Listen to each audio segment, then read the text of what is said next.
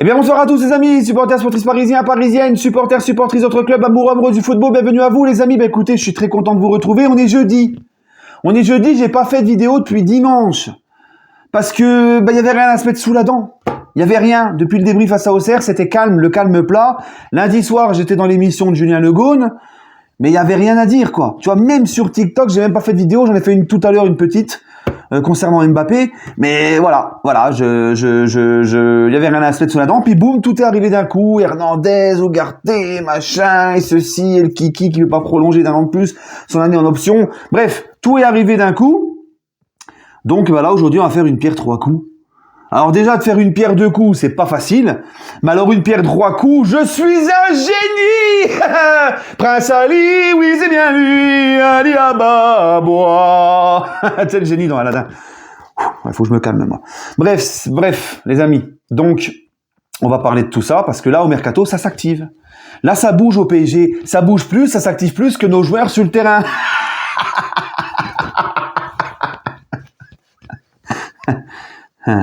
Ouais. Voilà. Donc on va parler de Lucas Hernandez, d'accord, qui est en accord avec le PSG. On va parler de Ugarte. Ugarte-vous. Ouais, pas terrible là. Donc Ugarte, alors je sais pas comment on dit, Ugarte, j'en sais rien. Moi en tout cas c'est un Sud-Américain, donc je vais le prononcer Ugarte. Voilà. Bon, je sais même pas, ça se trouve je l'ai fait avec l'accent italien, alors c'est rien. Et puis les amis, on va parler de Kiki qui ne voudrait pas donc prolonger d'une saison supplémentaire son année en option. On va y revenir à la fin. Voilà. Donc pour Lucas Hernandez, ne pas confondre avec son frère Théo qui joue à Milan, très fort aussi Théo, hein, vraiment très très bon. Lucas Hernandez, écoutez, de toute façon, on sait très bien que le PSG doit recruter en défense centrale. Hein, c'est une priorité que le milieu de terrain. Voilà. Bon, c'est un petit peu partout la priorité, mais on va dire là en défense centrale. Lucas Hernandez, moi l'idée en elle-même, elle me plaît parce que déjà c'est un joueur français et j'ai souvent dit que le Paris Saint-Germain devait absolument recruter un peu plus français. Hein, tu vois là, bleu, blanc, rouge, capitale de la France, le PSG, club de la capitale française. J'aimerais voir un peu plus de joueurs français au Paris Saint-Germain. Donc il est français, international, champion du monde 2018. C'est un joueur qui franchement a un très bon niveau, parce que j'ai toujours dit, au PSG, il faut non seulement des joueurs d'un très haut niveau pour remplir nos objectifs et nos ambitions de faire des grandes choses en Ligue des Champions, tout ça, mais il faut aussi des mecs qui ont un état d'esprit irréprochable. Hein, un état d'esprit irréprochable, qui bossent, qui ont une bonne mentalité, qui se donnent tout sur le terrain, et Lucas Hernandez, il est exactement comme ça. Et en plus de ça, il est polyvalent, il peut jouer aussi bien latéral gauche que défenseur central. Et apparemment, de ce qu'on entend, alors on va entendre beaucoup de choses, tout et son contraire, c'est le Mercato, c'est le PSG, on est habitué. Donc attention, je vais pas me jeter non plus sur la toute première, à chaque rumeur, la petite rumeur non plus, je vais pas me jeter à chaque fois dessus et faire une vidéo dessus. Voilà. Mais on va entendre tout et son contraire. Hein, c'est comme ça. Mais ce qu'on entend, c'est que le PSG cherche un défenseur central gaucher. On n'a que Kimpembe qui est sur le flanc. Donc le PSG, pour l'année prochaine, cherche un défenseur central gaucher. Le problème, les gars, donc il est gaucher, Hernandez. Mais le problème d'Hernandez, les amis, soyons francs. Hernandez, il est constamment blessé. Hernandez, les gars, niveau blessure, il est pas fiable. Et on a déjà trop de mecs comme ça au Paris Saint-Germain. Déjà, cette saison, on a eu Presco, qui a joué autant de matchs que Marseille a fait de points en Ligue des Champions. Tu vois, donc c'est pour te dire. T'as Verratti, qui lui, depuis longtemps, très souvent blessé, j'ai quitté l'entraînement pour ceci, je vais pas jouer pour cela, enfin bref, Bobo là, Bobo ci, Bobo maman, allô maman Bobo, bref, c'est très souvent aussi, lui, c'est un habitué. On a l'ami Renato Sanchez. Alors Renato Sanchez, c'est aussi sans physique, il est venu sans physique au PSG. Le mec, il joue une semaine, il se blesse 6 semaines, il revient une semaine, il se répète 6 semaines, enfin bref, c'est bon. Et puis surtout l'unijambiste brésilien, qui depuis 5 ans, c'est toujours la même chanson, blessé au même moment, 50% de matchs loupés, jamais là au bon moment, hein. Aïe, aïe, aïe, aïe, aïe, j'ai bobo la cheville, mais Neymar, l'année prochaine, c'est Samba! Et puis l'année prochaine, c'est surtout sans cheville, voilà. Hein, c'est pas Samba, c'est sans cheville. Ça recommence, c'est rebelote, et j'ai bobo là, j'ai bobo ci, et c'est bon, on souffle. Hein. Donc si c'est pour en rajouter encore un énième sur la liste, Hein, j'ai encore un qui va servir de cobaye à l'infirmerie. Non, non. Moi, franchement, ça m'a grave refroidi, ça. Le fait qu'il est tout le temps blessé, ça me refroidit beaucoup. Hein, il y a d'autres défenseurs centraux de très haute qualité à aller chercher. Bref, on verra bien. Parce que s'il vient Hernandez au PSG, bah ça va être comme tous les autres que j'ai cités. Ça va être des joueurs. J'espère qu'il sera pas blessé. J'espère qu'il va en finir avec ses problèmes de dos, ses problèmes de blessures récurrentes. Dans le problème de dos, c'est Skriniar. Enfin, lui aussi Skriniar. Bref, pour Skriniar, la petite parenthèse, la petite anecdote, c'est que apparemment il s'est fait opérer, il va reprendre avec l'Inter. Bon, ça a l'air d'aller. Et puis il va passer une visite médicale vraiment ultime avec le PSG pour voir si ça passe ou ça casse. Donc on verra bien. Bref, donc Hernandez finalement trop blessé, ça me haït pas de ouf. Voilà. Sinon les qualités du joueur, je les remets absolument pas en question. Maintenant les amis, Ugarte là de Sporting, milieu défensif uruguayen du Sporting, 22 ans, donc encore très jeune. Alors je vous avouerai, j'en ai déjà entendu parler, beaucoup en parlent parce qu'apparemment c'est vraiment un crack. On en entend parler depuis un petit bout de temps. Maintenant ce joueur-là, les gars, moi, je vais pas faire le connaisseur, je ne connais pas sinon si bien que ça. J'ai pas beaucoup vu jouer.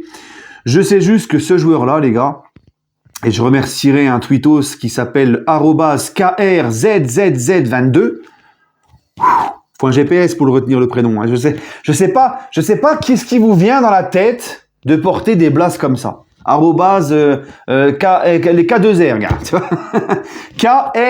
KRZZZ22. Voilà, qui a gentiment, vraiment, hein, je rigole sur son arrobase, mais très gentil à lui, qui m'a envoyé son tweet sur ce joueur-là. Il le suit beaucoup, avec des statistiques, des trucs. Franchement, c'était vraiment bien. Allez le voir, @KRZZZ22. Il a fait un petit tweet sur le joueur, donc c'est vraiment sympa. Et on découvre que donc c'est un 6, on sait que il nous manque un 6 qui joue dans la défense et qui est très bon pour la première relance, donc lui il est très bon et très à l'aise dans la relance. C'est un joueur qui se projette balle au pied, qui va vers l'avant. On sait que nous on a du mal avec les milieux qui vont vers l'avant. C'est un joueur qui est très fort à la récupération de balles, d'ailleurs dans les statistiques qu'il a mis, c'est un des meilleurs récupérateurs de ballon en Europe. C'est un joueur qui est un acharné de travail, qui est très régulier et qui se met le cul par terre sur le terrain. Donc moi ça me plaît. En plus avec une marge de progression à 22 ans seulement il est jeune, tu peux encore le faire progresser, bien le façonner, tout ça. Mais ça n'enlève pas que j'aimerais quand même taper dans du top mondial au milieu de terrain. Voilà. Mais l'idée elle me plaît. Vraiment l'idée elle me plaît. Il est suivi par d'autres en Europe. Il peut encore grandir au PSG. Et voilà. Après 60 millions d'euros ça peut paraître cher. C'est la clause. Une clause, c'est toujours plus cher que le prix normal. Voilà, comme ça t'évite. Si lui est d'accord pour venir, le club n'a pas son mot à dire. Voilà. Donc, moi, l'idée, elle me plaît, en tout cas. L'idée, elle me plaît, et voilà, les amis. Maintenant, Kylian Mbappé. Parce que Mbappé, apparemment, il veut pas prolonger son contrat d'une année supplémentaire. Parce qu'il a prolongé jusqu'en 2024, il a une année en option qu'il peut activer jusqu'en 2025. Moi, déjà, je ne comprends pas. Si c'est le cas, alors, pourquoi le club, quand ils ont présenté Mbappé au Parc des Princes pour sa prolongation, pourquoi sur le maillot c'était marqué Mbappé 2025 ? Pourquoi ce n'était pas marqué 2024 ? Parce que si on m'explique que c'était marqué 2025 derrière son maillot, alors que finalement c'est 2024 et plus 1 et c'est lui qui décide, là il y a quelque chose qui va pas. Donc ça j'ai du mal à comprendre en fait. J'ai vraiment du mal à comprendre ce concept-là. Pourquoi, si vraiment c'est le cas, pourquoi sur le maillot c'est marqué 2025 alors que c'était pas encore sûr qu'il active cette année-là ? Normalement ça n'existe pas ça. Donc ça je sais pas, je comprends pas. Bref. Donc si c'est le cas, les amis, parce qu'on apprend qu'il fait ça pour mettre un coup de pression aux dirigeants, pour qu'ils s'activent sur le mercato et qu'ils apportent les garanties dont ils lui ont pas promis l'été dernier lors de sa prolongation, bah déjà c'est un joli pied de nez. C'est un joli pied de nez à tous ceux qui nous vendent et nous font croire qu'Mbappé est resté au PSG que pour le pognon et son gros salaire.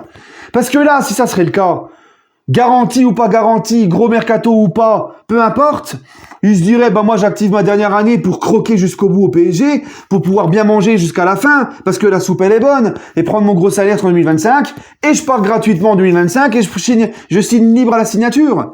Il pourrait profiter, si ça serait que le pognon, il profiterait jusqu'au bout, d'aller jusqu'à un tel contrat. Mais là, non, c'est pas le cas. Il fait ça apparemment parce qu'il veut des garanties sportives. Donc ça prouve que le mec, il a des ambitions avec le PSG. Ça prouve que le mec, il veut par-dessus tout gagner et accomplir des grandes choses avec le PSG, qui, je vous le rappelle, club de sa région. Ce club où il a dit, rappelez-vous quand il est arrivé, moi je veux écrire une page blanche je veux écrire l'histoire sur une page blanche plutôt que de l'écrire sur une énième page déjà remplie. Voilà. Hein, il aurait plus à gagner de faire gagner la Ligue des Champions au PSG, ça toute première son histoire, qu'une 15e au Real, par exemple. C'est vrai, ça aurait plus de, voilà, c'est plus à son honneur, quoi. Tu vois, il y aurait beaucoup plus de mérite. Donc voilà, ça c'est un joli pied de nez à ceux qui disent qu'il était là que pour le pognon. Hein, parce que du pognon au Real, vous inquiétez pas, il s'en mettra plein les poches aussi. Hein, avec les primes de match, les sponsors, les machins, vous inquiétez pas. Partout où il ira, ce gars-là, il en gagnera de l'argent. Bref, moi en tout cas, bah écoutez, est-ce qu'on doit lui donner tort? Le club lui a promis un effectif complémentaire, équilibré, de qualité. On se rend compte que finalement c'est pas le cas. Le club lui a promis des changements sur l'état d'esprit, sur l'environnement du club, la haine de la défaite. Il va falloir être mieux structuré. Il va falloir être moins dans le confort, et blabla et blabla. Bon bah écoute, ils ont changé le directeur sportif, entraîneur, mais c'est toujours le même cirque. Donc voilà. Hein, il a raison Mbappé. Moi, ce que j'aime pas, c'est quand il pleure publiquement, comme il avait fait en début de saison. Moi, je veux que ça se règle en privé. Donc, si c'est un moyen de mettre la pression sur les dirigeants, ben c'est très bien. Maintenant, les gars, moi, je vous dis ce que je pense.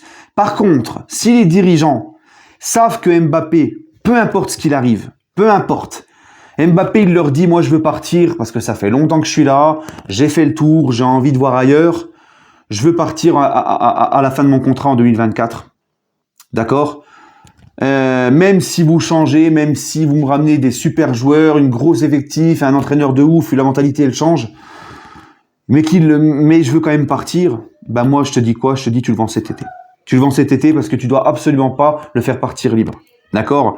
Donc voilà. Mais si c'est juste pour mettre un coup de pression au dirigeant pour qu'il se réveille et que ça bouge, parce qu'il a des ambitions avec le PSG, bah moi je peux que lui donner raison et c'est tout à son honneur. Voilà, ça prouve qu'il a la dalle.